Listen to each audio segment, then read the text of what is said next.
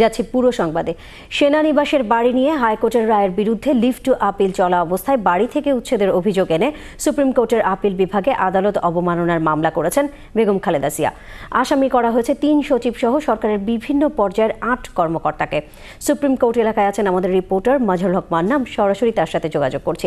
মান্না, হ্যাঁ মান্না, বাড়ি নিয়ে খালেদা জিয়ার আদালত অবমাননার আবেদনের শুনানি হয়েছে কি? আমাদের একটু বিস্তারিত জানান।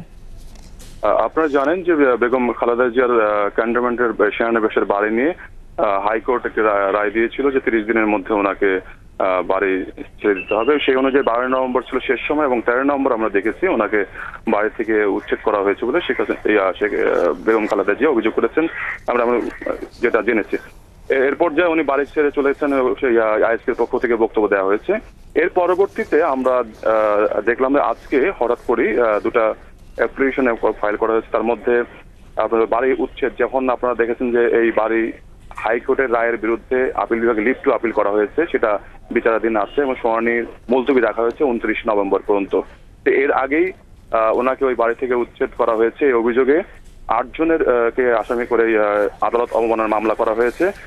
আপনারা জানেন এর মধ্যে মন্ত্রী পরিষদ বিভাগের সচিব, সামরিক প্রতিরক্ষা সচিব, স্বরাষ্ট্র সচিব, ভূ সম্পত্তি অধিদপ্তরের সামরিক ভূ সম্পত্তি অধিদপ্তরের উপপরিচালক, তারপরে মিলিটারি স্টেট অফিসার আছেন, ক্যান্টনমেন্ট বোর্ডের চেয়ারম্যান এবং আইএসপিআর এর পরিচালক সহ মোট 8 জনকে আসামি করা হয়েছে। এবং একই সঙ্গে তারা একটি চেয়েছেন যে আবেদন করেছেন, যে আদালতের নির্দেশনা চেয়েছেন যে বাড়িটি 13 নভেম্বরের আগে যে পরিস্থিতি ছিল, যে অবস্থায় ছিল ওই বাড়িটি 6 নম্বর মনোনয়ন রোডের বাড়িটি, সেই অবস্থায় যেন থাকে সেরকম একটা আদেশ তারা চেয়েছিলেন। তো চেম্বার জজে শুনানির পরে চেম্বার জজ বিচারপতি এস কে সিনহা উনি এই বিষয়টি 29 নভেম্বর আপিল বিভাগের পূর্ণাঙ্গ বেঞ্চে দিন ফিক্স করেছেন এবং ওই দিন শুনানি হবে। আপনারা জানেন একই সঙ্গে লিভ টু আপিলের শুনানির দিনও ধার্য আছে। তো ওই দিনই একই সঙ্গে এই বিষয়টিও শুনানি হবে। তবে পরে খালেদা জিয়ার আইনজীবী উনি বলেছেন যে এই বিষয়টি শুনানি হবে, একই সঙ্গে স্থগিতাদেশ চাওয়া হয়নি।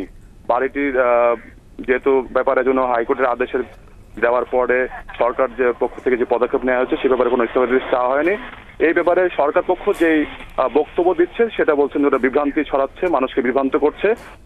অপরপক্ষে রাষ্ট্রপক্ষ বলেছে মূলত ওনারাই বিভ্রান্ত করছেন, কেননা ওনারা ওই আদেশের বিরুদ্ধে কোনো স্থগিতাদেশ চাননি এবং ফলে সরকারের পক্ষে এটা পদক্ষেপ নিতে কোনো অসুবিধা ছিল না এবং মূলত ওরা এই বিভ্রান্ত করার জন্যই এই কথাগুলো বলছেন। নবনীতা। মান্না, আপনাকে ধন্যবাদ। ধন্যবাদ। দ্বিতীয়বারের মতো সারা দেশে একযোগে শুরু হয়েছে প্রাথমিক শিক্ষা সমাপনী পরীক্ষা, আর প্রথমবারের মতো ইবতেদায়ী শিক্ষা সমাপনী। 6000 কেন্দ্রে পরীক্ষায় অংশ নিচ্ছে প্রায় 25 লাখ শিক্ষার্থী। রাজধানীর পরীক্ষা কেন্দ্র পরিদর্শন করছেন দায়িত্বপ্রাপ্ত মন্ত্রীরা। সঞ্জয় চাকির রিপোর্টে বিস্তারিত। প্রাথমিক শিক্ষা সমাপনী পরীক্ষা কেন্দ্রের সামনেও এসএসসি বা এইচএসসির মতো পাবলিক পরীক্ষার সময়ের মতোই ভিড়। রাজধানী যানজট ঠেলে সময় মতো সন্তানকে পরীক্ষার হলে পৌঁছে দিয়ে অপেক্ষায় অভিভাবকরা। সেজন্য অতটা আমার মেয়েও টেনশন ছিল না, সেজন্য আমিও টেনশন না। টেনশন তো অবশ্যই হবে, যেহেতু বাচ্চা ছোট, ক্লাস 5-এ পড়ে, তারা পরীক্ষা দিচ্ছে এই প্রথম। স্বাভাবিক দুর্বলতা, সেই দুর্বলতাটা কেটে যাচ্ছে। স্বাভাবিক পরীক্ষা ভালোই, এটা মনে করি খুব ভালো সিস্টেম। প্রায় 25 লাখ পরীক্ষার্থীর মধ্যে 3.5 লাখের মতো ইবতেদায়ী মাদ্রাসার। সব মিলে ছেলেদের তুলনায় 7% বেশি পরীক্ষার্থী মেয়ে। তবে সব কেন্দ্রেই অনুপস্থিত কোনো কোনো পরীক্ষার্থী। পরীক্ষার হল পরিদর্শন করে শিক্ষামন্ত্রী বলছেন, প্রাথমিক বিদ্যালয়ের পাঠ পেরোনোর এই পরীক্ষা মান বাড়াবে শিক্ষার। তো এখন তো সবাইকে একই প্রশ্নে পরীক্ষা দিতে হচ্ছে এবং যখন দিতে হবে তখন ওই পিছিয়ে পড়া স্কুলটার শিক্ষকও সচেতন হবেন, ছাত্ররাও বেশি করে এই সময় পরীক্ষা দেওয়ার জন্য সে পড়বে, তার গার্জিয়ানরাও তার পিছনে সতর্ক হবেন এবং আমরা সরকারের পক্ষ থেকে শিক্ষা মন্ত্রণালয়ে আরও বেশি করে প্রচেষ্টা নিচ্ছি, উদ্যোগ নিচ্ছি কীভাবে তাদেরকে এই ক্ষেত্রে সহযোগিতা করা যায়। প্রাথমিক ও গণশিক্ষামন্ত্রী জানিয়েছেন, পরীক্ষার পরপরই রাজধানীতে উপজেলা শিক্ষা কর্মকর্তা এবং ঢাকার বাইরে উপজেলা নির্বাহী কর্মকর্তার কাছে পাঠানো হবে পরীক্ষার খাতা। সেখানেই খাতা দেখবেন শিক্ষকরা। ওখানে কোডিং করা হবে, কোডিং করার পরের দিন সেই খাতাগুলি ওই এক জায়গায় বসে ওই খাতাগুলি যারা খাতা দেখবেন বিভিন্ন শিক্ষকেরা তারা এই খাতাগুলি দেখবেন, কারণ কোডিং। প্রাইমারি শিক্ষকদেরকে আরও বেশি ট্রেনিংয়ের দরকার আছে এইসব ক্ষেত্রে। এই পরীক্ষাকে স্বাগত জানালেও পরামর্শ আছে অভিভাবকদের। পরীক্ষা চলবে 29 নভেম্বর পর্যন্ত। ফলাফল পাওয়া যাবে ডিসেম্বরের 3য় সপ্তাহের মধ্যে। বৃত্তি দেওয়া হবে আগামী ফেব্রুয়ারির মধ্যে। সঞ্জয় চাকি, চ্যানেল আই, ঢাকা। বাঘ নিয়ে বিশ্ব সম্মেলনে 13টি দেশের প্রতিনিধিরা পৃথিবীতে টিকে থাকা ৩,২০০ বাঘ বাঁচাতে $৩30 মিলিয়ন একটি পরিকল্পনা অনুমোদন করতে আলোচনা চালাচ্ছেন। রাশিয়ার প্রধানমন্ত্রী ভ্লাদিমির পুতিনের সভাপতিত্বে আলোচনা সভায় অংশ নিচ্ছেন বাংলাদেশের প্রধানমন্ত্রী শেখ হাসিনা, চীন, নেপাল এবং লাওসের প্রধানমন্ত্রী এবং Bhutan, Cambodia, Bharat, Indonesia, Malaysia, Myanmar, Thailand এবং ভিয়েতনামের প্রতিনিধি। এর আগে সম্মেলনের প্রথম দিনে WWF এর প্রধান জেমস লিপি জানিয়েছেন, বাঘের বাসস্থান সংরক্ষণে তার প্রতিষ্ঠান $85 মিলিয়ন খরচ করার পরিকল্পনা নিয়েছে। 21শে নভেম্বর শুরু হওয়া এই সম্মেলনে যোগ দিতে প্রধানমন্ত্রী শেখ হাসিনা সোমবার রাশিয়ার সেন্ট পিটার্সবার্গে পৌঁছেছেন। তিনি আজকের আলোচনায় যোগ দেওয়া ছাড়াও রাশিয়ার প্রধানমন্ত্রী ভ্লাদিমির পুতিন এবং চীনের প্রধানমন্ত্রী ওয়েন জিয়াবাওয়ের সঙ্গে দ্বিপাক্ষিক বৈঠক করবেন। রাশিয়া সফর শেষে বেলজিয়াম হয়ে জাপান যাবেন প্রধানমন্ত্রী। 12 দিনের সফর শেষে 2রা ডিসেম্বর দেশে ফেরার কথা প্রধানমন্ত্রী শেখ হাসিনার। খুব শিগগিরই মোবাইল ফোন কোম্পানিগুলো 3G লাইসেন্স পাবে বলে জানিয়েছেন অর্থমন্ত্রী। সচিবালয়ে টেলিনর গ্রুপের প্রেসিডেন্ট ও প্রধান নির্বাহী জন ফ্রেডরিক বাক্সাসের সঙ্গে বৈঠক শেষে অর্থমন্ত্রী আবুল মাল আব্দুল মোহিত বলেন, অর্থনৈতিক উন্নয়ন, দুর্নীতি হ্রাস এবং তথ্য পাওয়ার ক্ষেত্রে মোবাইল ফোন কোম্পানিগুলো গুরুত্বপূর্ণ ভূমিকা পালন করছে। সে সময় গ্রামীণ ফোনের প্রধান নির্বাহী কর্মকর্তা ওডভার হেরচেল উপস্থিত ছিলেন।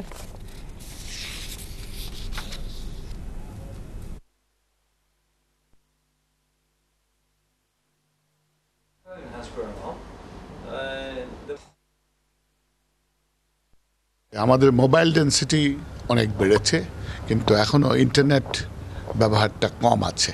তো আমরা আশা করছি ইন্টারনেট ব্যবহার এখন বাড়বে, মোবাইল ইত্যাদি সাহায্য করবে, মোবাইল ব্যাংকিং ইত্যাদি এগুলো ফিনান্সিয়াল সার্ভিসে আলোচনা হয়।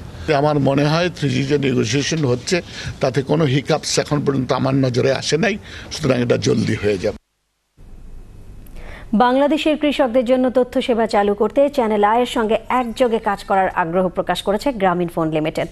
প্রতিষ্ঠানটির মূল অংশীদার টেলিনর গ্রুপের প্রেসিডেন্ট এবং সিইও জন ফ্রেডরিক বাক্সাস এমন ঘোষণা দেন। বাক্সাস আরও জানান, দ্রুতই বাংলাদেশের 3য় প্রজন্মের মোবাইল ফোন সেবা বা 3G চালু করবে গ্রামীণ ফোন। বিস্তারিত পান্থুর রহমানের রিপোর্টে। 3 দিনের বাংলাদেশ সফরের অংশ হিসেবে সকালে চ্যানেল আই কার্যালয়ে আসেন বিশ্বখ্যাত টেলিফোন সেবাদাতা গ্রুপ টেলিনরের প্রেসিডেন্ট এবং প্রধান নির্বাহী জন ফ্রেডরিক বাক্সাস এবং তার সঙ্গীদের স্বাগত জানান চ্যানেল আইয়ের পরিচালক ও বার্তা প্রধান শাইখ সিরাজ। দ্বিপাক্ষিক স্বার্থ সংশ্লিষ্ট আলোচনায় বাক্সাসের সঙ্গে অংশ নেন গ্রামীণ ফোনের প্রধান নির্বাহী ওডভার হেরচেল। পরে টেলিনর এবং গ্রামীণ ফোন নিয়ে বিভিন্ন প্রশ্নের উত্তর দেন বাক্সাস। I don't think we're charging more. I think we are charging fair for good quality service, which are reaching out to the whole of the market, to the whole of all Bangladeshi people. We're now covering 99+% of population in Bangladesh, which is a remarkable story in the international telecommunications history. টেলিযোগাযোগ ক্ষেত্রে বাংলাদেশের উন্নতিকে অভাবনীয় উল্লেখ করে গ্রামীণ ফোনের মূল অংশীদার টেলিনরের প্রধান নির্বাহী বলেন, বাংলাদেশের কৃষি উন্নয়ন এবং কৃষকদের তথ্য সেবা নিশ্চিত করতে চ্যানেল আই এবং শাইখ সিরাজের কাজের সঙ্গে যুক্ত হতে চান তারা। In some few years' time, probably all Bangladeshi will enjoy connectivity, and the next big step is that of internet. And internet access will help people growing their way into a modern lifestyle, and it will mean a lot for the general economy of the country moving forward. So the challenge there is then to move on to 3G. বাংলাদেশে 3য় প্রজন্মের mobile সেবা নিশ্চিত করতে গ্রামীণ ফোনের মাধ্যমে আরও বিনিয়োগের কথাও জানান বাক্সাস। Those investments will come along with 3G. So that is only a natural next step. Panthur Rahman, channel I, Dhaka. নদী গর্ভে বিলীন চাঁদপুর নদী বন্দর নতুন করা হচ্ছে ডাকাতিয়া নদীর পাড়ে ইচুলিতে, কিন্তু পুরনো আর নতুন টার্মিনালের মাঝখানে নদীটি চলে গেছে দখলদারদের হাতে। উচ্ছেদ হচ্ছে না জেলা প্রশাসন এবং BIWT এর রশি টানাটানিতে। চাঁদপুরের সমস্যা এবং সম্ভাবনা নিয়ে প্রতিনিধি ইকরাম চৌধুরী এবং ক্যামেরাম্যান মহসিন হোসেনের সহায়তায় সালে বিপ্লবের 5 পর্বের রিপোর্টের আজ দেখুন 4র্থ পর্ব। ডাকাতিয়া নদীর চাঁদপুর শহর অংশের প্রায় 80 একর ফোরশোর ভূমি দখলদারদের কবজায় চলে গেছে।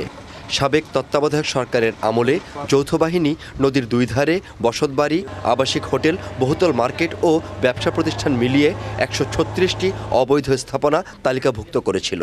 খুবই খারাপ হবে, ভয়াবহ হবে, নদী আমরা সংকোচে আসতেছে, নদী সংকোচে ইয়ে করলে আমাদের পানি চলাচল অসুবিধা হবে। সারা দেশে নদী উদ্ধার অভিযান চললেও বেঁচে গেছে চাঁদপুরের দখলদাররা। যা আমরা জেলা প্রশাসনের মাধ্যমে পরিসর হস্তান্তর না হওয়ার কারণে আমরা সেইগুলির বিরুদ্ধে ব্যবস্থা নিতে পারছি না। বর্তমান সরকার আসার পরে কোনো লিজ দেওয়া হয়নি এবং আমি যোগদান করার পর থেকে আমি একেবারে লিখিতভাবে আমার অধীনস্থ সকলকে জানিয়ে দিয়েছি যে নদীর শ্রেণী পরিবর্তন করে কোনো লিজ প্রদান করা যাবে না। এই দোষারোপের পালায় অতিষ্ঠ জেলার মানুষ। ডাকাতিয়া দখল মুক্ত করবার জন্য যারা এগিয়ে আসছে তারা একটা সামাজিক প্রতিষ্ঠান হচ্ছে, কিন্তু রাজনৈতিক প্রতিষ্ঠানগুলো আসে না তো। আর রাজনৈতিক প্রতিষ্ঠানগুলো যে ব্যানার নিয়ে নামে তাহলে তো আমার মনে হয় যে একটা দখলদারও থাকতে পারে না এখানে। এই দ্বন্দ্বের পালা শেষ হবে কবে, প্রশ্ন চাঁদপুরবাসীর। ভূমিদস্যু দখলদাররা সবসময় 4 হাত পা বাড়িয়ে রাখে দখলের জন্যে, আর তারা যদি প্রশাসনের কোনো সহযোগিতা পায় তাহলে তো আবারও সোনায় সোহাগা। চাঁদপুরের দখলদাররা এখনও টিকে আছে জেলা প্রশাসন এবং বিআরডব্লিউটি এর অভ্যন্তরীণ দ্বন্দ্বের কারণে, কিন্তু তাদের নির্মূল করা না গেলে, দখলমুক্ত করা না গেলে ডাকাতিয়া বাঁচবে না। তাই চাঁদপুরের মানুষ ডাকাতিয়া মুক্ত করতে পদক্ষেপ চায় এখনই। সালে বিপ্লব, চ্যানেল আই, চাঁদপুর।